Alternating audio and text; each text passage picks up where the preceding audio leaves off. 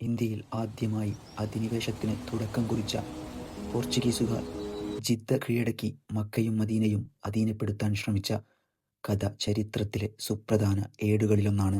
1498-ൽ Vasco da Gama Kappad കപ്പലിലിറങ്ങി സാമൂതിരിയെ സ്വാധീനിക്കാൻ ശ്രമിച്ചു. Indian മഹാസമുദ്രത്തിലെ കച്ചവടം നിയന്ത്രിച്ച അറബികളെ പുറത്താക്കാൻ അവർ ആവശ്യപ്പെട്ടു.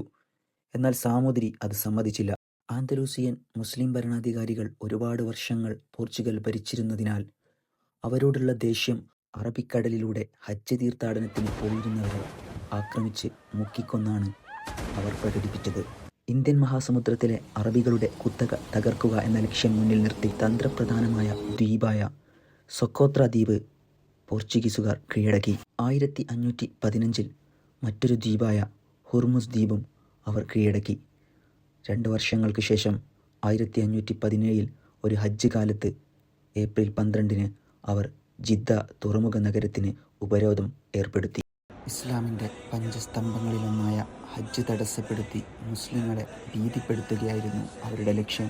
എന്നാൽ അവരെ തടയാൻ മംലൂക്കുകളുടെ നേതാവായിരുന്ന അമീർ ഹുസൈൻ അൽ കുർദിയുടെ നേതൃത്വത്തിൽ പ്രതിരോധത്തിനായി തയ്യാറെടുപ്പുകൾ ആരംഭിച്ചു.